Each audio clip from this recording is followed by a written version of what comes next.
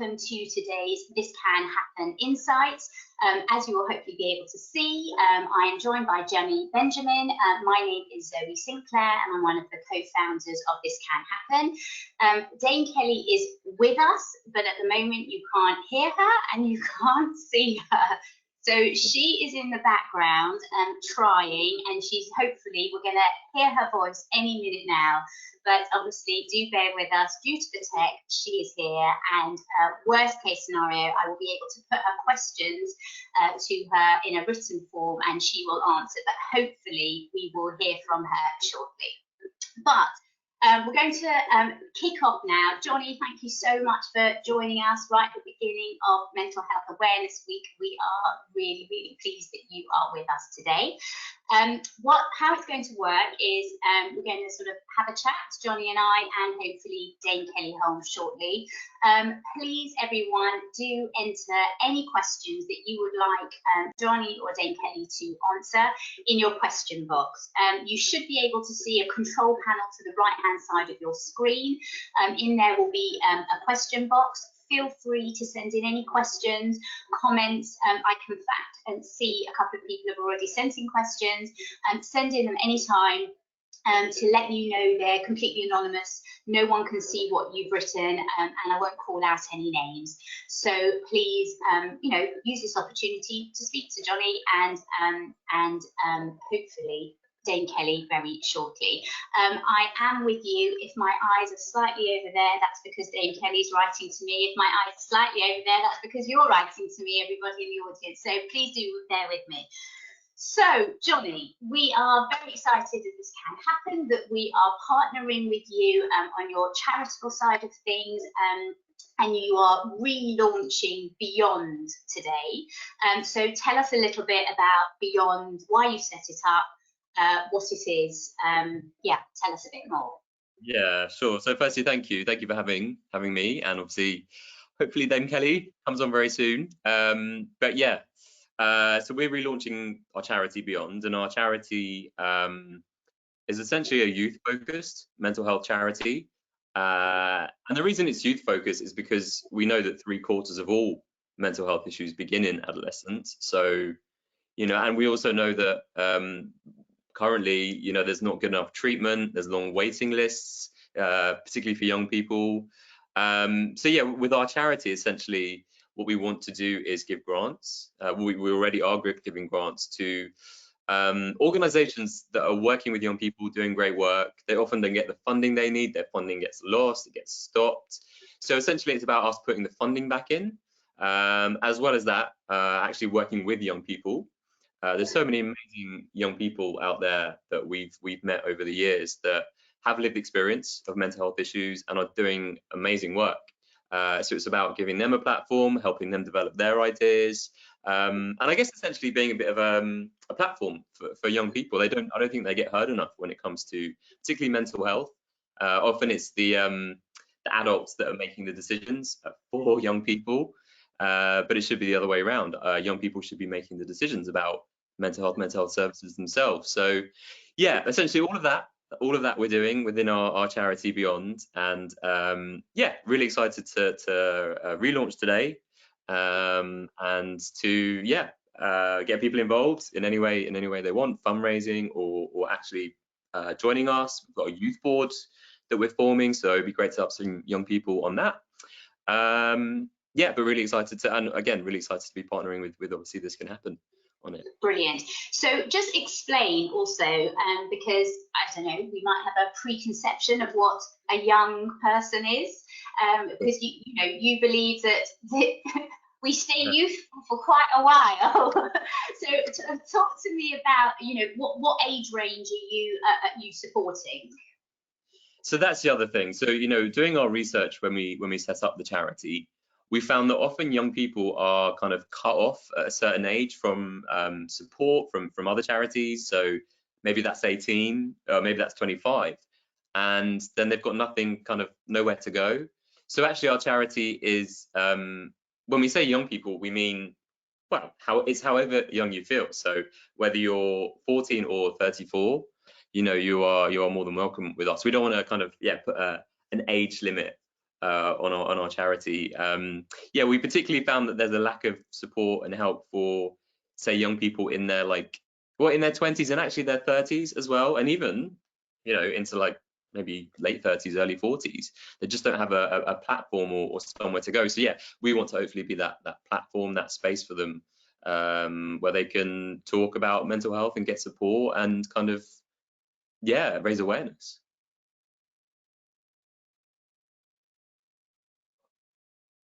Sorry. Let's talk about that transition sometimes for young people from education into the workplace. Obviously, we are a workplace mental health event, and I think there can be difficulties. And I know in schools, in universities, they're trying really hard to support students in this area, and then sometimes young people end up in a workplace and suddenly kind of that support disappears.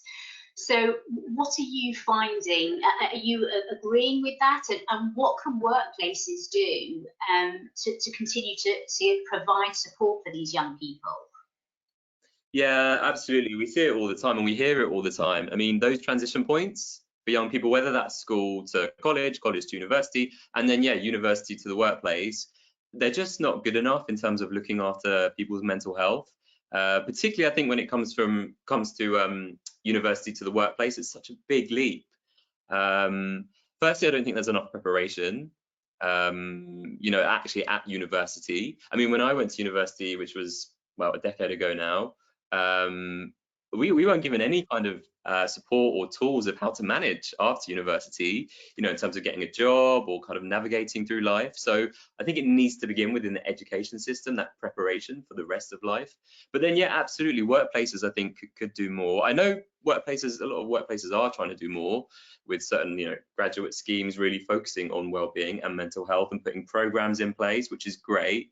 I think, for me, something that I found really useful, because after I left university, I went to work at charity. And the very first day that I started in this workplace, we did what's called a WRAP, which is a wellness recovery action plan, which really focused on my mental health and kind of, what to look out for in terms of if I was feeling stressed or overwhelmed. And I just felt that I could be really open then and honest about my mental health if I was struggling in this workplace. So I think, when anyone starts in a workplace, particularly if you're a young person, making sure that mental health is something that is a priority, and things like this WRAP, this Wellness Recovery Action Plan, doing it on day one when I started in the workplace just really showed that, yeah, this employer really does care about mental health. Absolutely. And what about from the young person's point of view? I think what we're trying to show is, yes, a lot of onus on the employer, but it's not a one-way process. And I think the employee has to take responsibility as well. And it's very difficult at the beginning. Do you disclose? Say for example, you haven't got an employer that doesn't give you the WRAP document when you first start. What can that employee do at the beginning?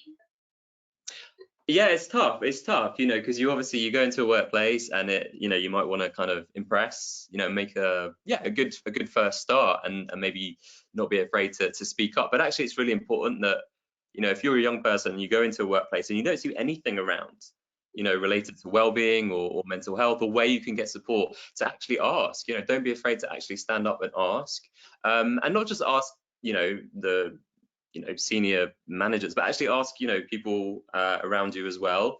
So there's so many, when I go into workplaces, I see so many kind of well-being support systems set up by staff themselves, not by senior, by actual staff themselves. So see what's there already. Maybe other staff members have set something up, or maybe other staff members actually want to set something up, but you might be the catalyst that helps them get together to set up this kind of well-being program. And yeah, I think as well, look at outside your organization. There's loads of great things, but obviously this can happen. Minds at work as well, yeah, there's so much going on out there in terms of mental health in the workplace that, it's good to kind of link up and see what else is going on, like look for best practice and then bring it back into your workplace. Absolutely. And I will say, for whatever reason, and I'm so sorry, Dame Kelly Holmes is having a real issue with her audio. But Dame Kelly, if you can hear me, I would just say that if there's anything that you would like to add, please just write it in your chat box to give any advice to anybody. All the questions that I'm asking Jonny, they're also for you. So please write those answers, and I will read those answers out on behalf of Dame Kelly. Again, I apologise to everyone that there's a bit of a problem. So people are beginning to ask lots of questions and all fitting in with what we're saying, Jonny. So somebody has said, do you think someone should disclose at an interview about their mental well-being, or not until you start the job? It's a really good question, and it's difficult for me to answer because sorry, by the way, I just realized I showed my legs and I'm not actually, yeah, sorry. We can't I am see. wearing pants, I'm not wearing trousers, so I just realized I showed my legs, so I didn't want to scare anyone. It's a warm day, you're allowed, it's fine. Sorry, back to the question. Yeah, see, for me, I'm in a different position because I am used to talking about my mental health, and it would actually come naturally for me to talk to my employer at an interview stage about my mental health. But obviously, you know, it might be different for other people that aren't used to talking about their mental health. But I think maybe, you know, it's okay to ask questions rather than, if you're not comfortable disclosing, you can ask questions about, you know, what support there is, are they doing anything to raise awareness, and then kind of see how comfortable you then feel maybe disclosing yourself. You know, if you're at the interview, if they're turning around and saying, well, we haven't done anything yet on mental health, you probably won't feel comfortable to disclose. But if you know, at an interview stage, if they say to you, oh yeah, no, we're doing loads on mental health and we've got this in place and that in place, you're probably more likely to then want to disclose. So I'd say, you know, don't put pressure on yourself when you go into an interview situation. See kind of how it feels, and, you know, ask lots of questions. You've got a right to know as a prospective employee. Yeah, no, absolutely. So just moving a little bit to the situation that we're in at the moment, what do you think the lasting impact of this will have on people's appreciation? I'm using the positive of mental health. Do you think we're going through a change? Oh yeah, oh, a massive change. I mean, a massive change. I mean, you know, just the very fact that we've been in lockdown, some of us are still in lockdown, and, you know, we haven't been able to see family or friends, and we know that that interaction has a massive benefit for our mental health. So the thing with our society, though, is that, you know, we tend to go through something and then we quickly forget about it, and, you know, we move on to something else. So I really hope that, and I'm sure actually in this case, it will have much more of a lasting impact. And, you know, interestingly, the theme of Mental Health Awareness Week this week is kindness. And my hope is that, you know, coming out of this, there will be more kindness and more compassion, particularly, I think, in the workplace, towards maybe things like more flexible working hours, working days, working from home. Things need to change. Things need to change, and I think, yeah, I think they will. But, you know, we need to. I think, to be honest, I mean, obviously, during this time, we very much focused on our physical health because of the virus.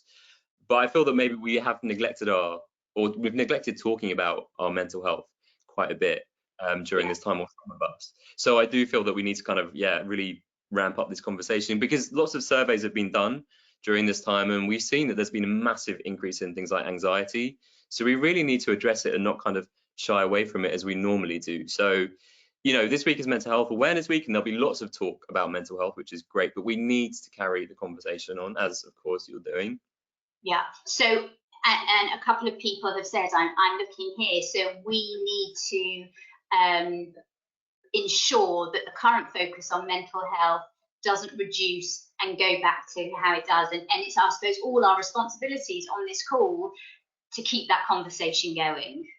Absolutely. I mean, you know, I don't know about you, Zoe, but, you know, you've been working in the sector for a while, and obviously Dame Kelly as well. And I often find that, you know, Mental Health Awareness Week in May and World Mental Health Day in October, massive, huge focus, huge push around mental health. And then the rest of the year, obviously mental health is still important, but, you know, it's kind of the awareness days, the awareness weeks that really get the attention, which I get. But mental health is something that we need to look after 365 days a year.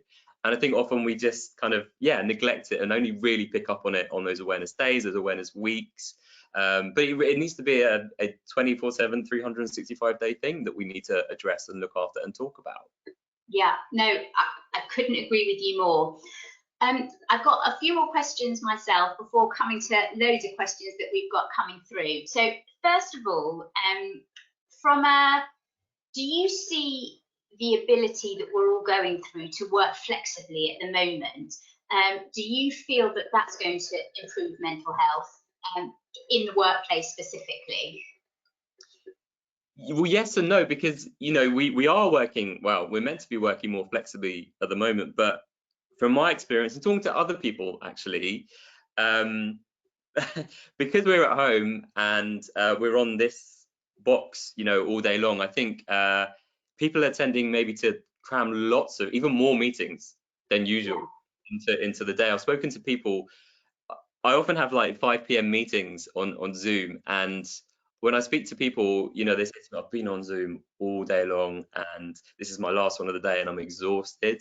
And we were talking about this, Zoe, because you do have to concentrate harder when you're on technology like this, because it's not like a normal setting. You can't read people's body language. You have to work harder. Your brain has to work harder, I think, in terms of the interactions. And so yes, I mean, this does allow more flexible working, but I think it also puts more pressure on people to fit more into their day, to have more meetings, to do more Zoom calls, to get more emails done. But I think we really need to be rigid about our boundaries, our times for switching off. At 5 p.m. or 6 p.m, shut that computer lids down and don't go back to it, even though it might be tempting, even though you have got emails left to do. So yeah, I think there's positives, but there's also kind of drawbacks that we need to address in terms of working. And I want to ask you, as well as Dame Kelly, who is still trying her hardest to get on but can't, what's your go-to tactic for calming your mind down in high stress moments? I said to you as we were trying to get Dame Kelly on, what's your calm myself down? And I'm sure Dame Kelly's not happy that she can't be on it. And we've been through difficult times at the moment. What's your go-to for calming yourself down if you feel something coming on? Yeah, so for me actually, people that know me will know that I always carry this jar around with me, and this is kind of my stress shaker. So when I'm feeling completely stressed and overwhelmed, when my head is like this, when my brain is like this, essentially, I try and come back into my body. So I try and come back to my breathing, just kind of simple, really deep breaths, really in the belly. Just 10 deep breaths can make such a massive difference. Or really focusing on like your feet on the floor or your bum on the seat. Really tuning back into your physicality. It can really reduce, as you can see with the glitter in the jar, it can really start to reduce those stress levels very quickly. But it takes practice, it takes practice. And this is something that I'm trying to do every day. And brilliant. And Dame Kelly is saying here, she's chatting here, saying it's so frustrating what she's going through at the moment, trying to get on. But she says breathing techniques, absolutely, and me time, her time, and connecting with others and talking to friends is definitely something that is important to her. And Dame Kelly, I've got you on the chat while I'm asking a few more questions. Any tips for the workplaces, what they can be doing, what they can be carrying on, especially with regards to young people, obviously, that we're talking about beyond today with Jonny. So anything you can share with us, Dame Kelly, that would be absolutely great. So a quick question somebody has asked about financial education and the role that can play in the improvement of well-being in the workplace. What do you think about that? Oh my gosh, yeah, financial education again, I'm all about mental health education in schools, and I think financial education should form part of that, because we know there's a big link to finance and mental health. There's a big correlation there. If you're struggling with finance, struggling with your mental health more than likely as well. So yeah, I think financial education from all the way from an early age through school, college, university, but yet in the workplace as well. I mean, I wasn't given any financial education at all. And yeah, I just kind of had to sort of navigate my way through it, and that was hard. I mean, there's a lot of kind of life skills that we're just not given, you know, from an early age, you know, whether that be finance or looking after well-being. And yeah, that needs to change. And if it hasn't happened in school or in university, it should be happening in the workplace, you know. But I know lots of workplaces are starting to address this, which is great. So in terms of hopefully as we ease ourselves out of lockdown, somebody has asked, is there anything you think we could do now to reduce the mental health impact as we come out of lockdown?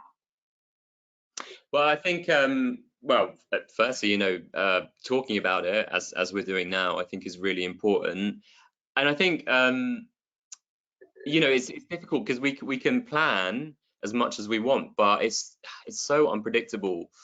And for my own peace of mind, you know, I speak to a lot of people and they say to me, yeah, it's going to be July, it's going to be August, it's going to be September, and you know, everyone's got their own kind of thoughts and opinions and planning in different ways, but I'm kind of trying to stay more in the moment rather than long term, because you know, you can start planning for something, and then it will come crashing down because we just don't know the future. So trying to stay more in the sort of present moment. Obviously important to plan long term and think about, you know, what you're going to do going back to work in terms of offering support, you know, maybe looking at bringing people in to the workplace, you know, counselors, psychologists, having, you know, the EAP system if it's not there already. So yeah, long-term planning is important, but you know, also trying to stay focused on the present moment, short term, and not plan too long ahead. Yes, which I think has been an issue and probably quite difficult for a lot of people at this time.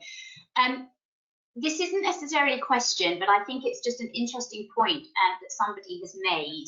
She has said, I've recently put my CV through a professional CV writing service and was told adamantly not to include anything to do with my mental health. As a well-being specialist, I think it's so important to be open and honest, but it can be so difficult if others are not in the same position.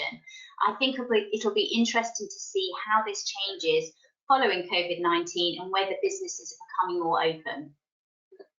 Well, I mean, I think whoever this individual is should go back to the CV writer, and well, maybe they have already, but yeah, go back to the CV writer and, you know, explain what you've just said. It's really important. I think, you know, we're all about educating people. We need to educate people. I think, you know, there's a lot of fear still, a lot of stigma when it comes to mental health, and it's up to us to you know, educate other people about that. So yeah, go back and email them or call them and, you know, explain where you're coming from.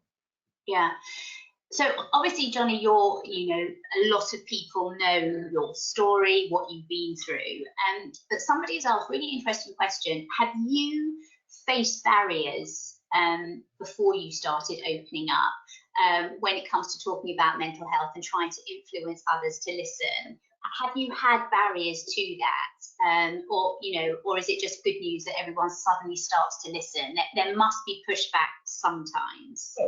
Oh yeah, no, absolutely, there is. I mean, particularly I think because for myself, you know, so I was diagnosed with a, you know, form of schizophrenia when I was 20, and I always tried to kind of, even, you know, before I was diagnosed and post-diagnosis, always tried to look as kind of presentable. And you know, people would often say to me, oh, but you don't look like someone that has a, you know, severe mental health issue or any mental health issue. You know, look at you, you're well groomed and you're eloquent and so I think I often, even from doctors, that's what really frustrates me. You know, doctors have said to me, oh, but yeah, but you look so, you know, well and presentable, you know, and I'm like, you've got no idea what's going on in my head. So and I think that's something that's very common, you know, the way that we kind of judge each other on, you know, appearances or on our social media. We've got no idea, you know, what's going on behind the scenes. And so, yeah, again, I think, you know, this theme this week of kindness and compassion is so important.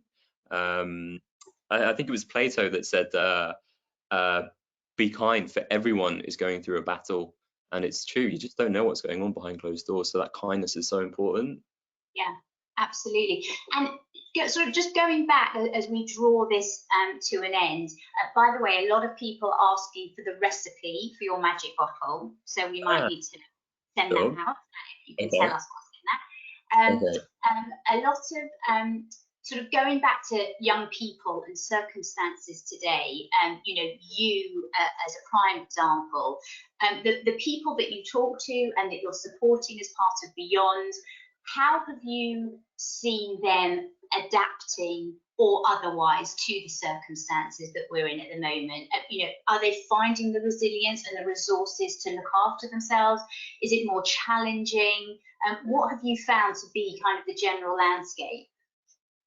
It's so interesting because everyone is going through such a unique journey, even though obviously we're going through something very, it's similar, very common, with each other. When I speak to people, Hey, I'm on my mobile. Can you hear me? Hey. I've come to a corner. I'm desperate to speak. I cannot just listen. It's driving me insane here. Talk about getting frustrated. Okay, Dame Kelly, the interview was just about to end, and I hope everyone doesn't mind. I'm carrying it on for another 5 minutes because you've been trying for half an hour, and we are so grateful. Seriously, I do not know what has gone on. I've been just sitting here pulling my hair out. I'm sorry, Jonny. I don't mean to interrupt you. I just want to go for a couple of minutes to Dame Kelly. Thank you so much for trying. I'm going to go straight in there and just say to you, this broad question of the landscape of mental health in the workplace, where we are at the moment. What are your thoughts and what can businesses be doing? Firstly, thank you for letting me join you. Sorry, Jonny, you've been great. Hold support there. And I've been listening in and always really interested to hear this conversation. I mean, I do public speaking, as does Jonny, and I stand on stage in the workplace. And more, especially I'd say in the last year, I'd say, that businesses are really understanding the need to support their employees from a well-being point of view, because if you don't have happy employees, they're not going to be productive. And happy doesn't mean just laughing around, kind of to work. It's kind of understanding that we're all human beings first and foremost, and that our lives outside of work will impact the lives in work. No longer can you have that split personality where you leave home life and go to work life. I don't believe that is true across most cases, because what's happened at home life, whatever that means, so relationships, problems with financial worries, obviously your mental health problems, families generally, you can't just then go into work and that becomes, non-existent. So I think from my perspective, companies are making changes in a positive way. I mean, we're in 2020 now, and having been in this industry for many, many years, I've seen some real positive changes, i.e. people putting in mental health first aiders, putting in support mechanisms, trying to realise that the overall well-being is important of an employee, but there's still a long way to go. I mean, I've started to deliver well-being apps where it covers mindset as well, because you want to put positive attitudes into people. So if we all, like those that don't know, obviously my own mental health problems is why I talk about this openly. So very quickly, if we've got time, sorry, I know we're over, but I'm all right. I had at the height of my athletics career, I had a really bad breakdown when I was 33 years old, a year before the Olympic Games, and it came out of nowhere in my eyes. Although I'm sure if I really looked back over the years, you would have seen a build-up of, kind of this explosion, as I call it. And what happened is post everything and post win my 2 gold medals, I had a chance to write my autobiography, and it was really clear to me that I needed to write about what the journey was like to become Olympic champion, and not just about the physical aspects, about how 1 minute you need to be so in the zone and focused, but the next minute you could be crushed and want the floor to open up and to hide. And yet actually the power of our mind is actually quite important, because if we can look at positives within our life, we can draw us through some of those dark times more than we maybe realise. Because when we're in that dark black hole, or the dog, or whatever it is you want to call it, you can't see anything. But the sense of time when you can breathe and you can realise actually you're more than what you're seeing at that time, there's something that's caused that problem. The more we can recognise that in ourselves, the more we can do something about it. And I always recognise that, you know, I am a, you know, Duracell bunny. I go. I want to kind of inspire people, motivate people. And then sometimes I have to think, hold on, we need to switch off a little bit and, you know, find my own space. And so when I go into companies, I'm talking about the fact that they need to recognise that everyone is an individual. And just because you may have a mental health problem does not mean you're not good at your job. In fact, actually, the reason why you do your job so well is because sometimes it's an outlet. It's a chance to put in all your effort and mind and focus into something you enjoy, because actually you might be obscuring something else in your life. So actually, workplace people should look at it as, if you're there at work and you're suffering from a mental health problem, then there's something bloody good about you, and not looking at it as a negative that you can't add value to the work. So I think they just need to change their language and their support mechanism to show that everybody is human. We might need to connect, we might need to talk, we might need support at some time, but that is only going to help us be better in the workplace, not worse. Wonderful. You couldn't have summed it up better in those 5 minutes, Kelly. Thank you so much. I fully appreciate that, you know, this was going to be a quick half an hour, but I think, you know, to sum up now, you know, from Jonny, from a young people's perspective, and Dame Kelly from, you know, a work perspective, how do we move forward from today? We are in exceptional circumstances. You know, I can see we've got, for example, some teachers on the call. We've got business people on the call. We've got a range of people, and each in their own way, there's inner anxiety about moving forward, whether teachers going back to school, potentially on June the 1st, whether businesses learning how to build a new business potentially, and how to be the pressure, people are saying on the questions, actually of doing so much interaction with their staff. However awful that might sound, there's more interaction going on than ever before, and actually it puts a lot of pressure on managers as well. I totally understand it's a great thing, but you know, it's a difficult time. So I'm just sort of looking for final thoughts, Jonny, from you, and Dame Kelly from you. So Jonny, if we just go with you first, you know, how do we move forward with our own inner anxieties from today?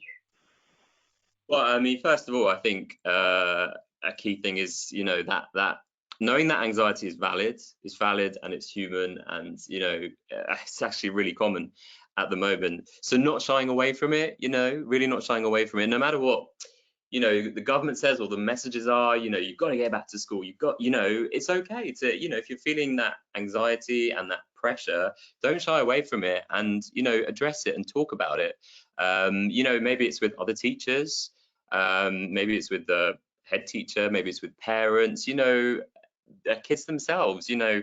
I think it's really important that we address it, and not just expect to kind of just go back to normal. I mean, you know, with me, you know, I feel I can't just walk out the door and suddenly go back to work as normal. Things have really changed, and it would be just weird if I just went out and just kind of got on the tube and just went about my business as normal. I'm you know, I'm anxious about, you know, going outside and going back to work, and that's okay, and that's valid, and, you know, I'm talking about it, I'm expressing it, and I think that's really important that we don't shy away from it, that we address it, and through addressing it, then maybe we can find solutions. You know, that's the key for me. Yeah, absolutely. Kelly, over to you for your final thoughts. Yeah, I mean, I think, you know, with anxiety, it's a natural way to feel fear as part of human sort of survival mechanism anyway. And without those feelings, sometimes you could take too many risks and, you know, face dangers and consequences. So anxiousness is something that we will all experience at some stage in our lives, and I think accepting that is really important. How you deal with it, of course, is very different. So talking to someone you trust, you know, kind of, it can help release the tension of problems that you've got in your mind. If you take everything on top of yourself, okay, it can only exacerbate that problem. If you can share that problem, it is a problem hard, as everyone says, but you also can then find tools to deal with that. And managing sort of your worries as well, kind of writing them down, looking at what is it that's causing you to feel so anxious, and can you eliminate some of those feelings? Because sometimes we can just feel like the mountains climbing because we put one on another, and actually some of them aren't as big as we maybe filter. We kind of just add the worry. We keep adding rather than taking away. Breathing exercise, as I said, is really help. It can really help with nervousness, anxiety, and that rising feeling, panic. So taking that time, and they talk about this sort of square, like you breathe in slowly for a count of 4, so you're going around the square, then breathe out slowly, so exhale around a count of 4. Just breathing in. I do that like 3 or 4 times if I'm starting to feel a bit het up. I do that. And the other thing is just having structure in your life, writing down things that you want to do, what you're feeling at the moment, what things you can positively change. And I always say, no matter how hard moments are in our life, where do we find a positive? Because actually there's always positives in our life as well. When we're on a really low, we only look at the negative, but the moment we can grab hold of some of those positives, whether it's friends, family, jobs, lifestyle, we can pull ourselves out. And I think it's important that we look to say that our experiences are always going to happen. We're always going to have bad, down days, but we know we've always had good days as well. And it's sometimes looking at those a bit more often. Wonderful. Thank you so much. So in conclusion, everyone, I just want to say, Dame Kelly, thank you so much for trying so hard and just coming on at the end. And talk about, you know, going for it and being resilient and really trying to get to your goal. Perseverance. Your goal. And thank you. I know we can't see you, but we can hear you, and everybody who's been listening, and so thank you really very much. Jonny, we're very proud to be partnering with Beyond. We're going to be talking a lot more about young people and especially in the workforce in the coming months. So thank you so much to you for joining us today. And thank you everyone else for being part of this discussion today. We will continue these insights. We have the next one on Wednesday morning at 9:30, where we will be interviewing the CEO of Quilter PLC, Paul Feeney. I think a real insight in someone who is very open about his own mental health, and be very interesting to hear how he's been looking after his staff and how he sees this whole situation evolving when it comes to mental health. So thank you everybody for joining us. Thanks again to Dame Kelly and to Jonny, and we hope to speak to you again soon. I'm now going to end this TCH Insiders. Thank you. Thank you. Thank you.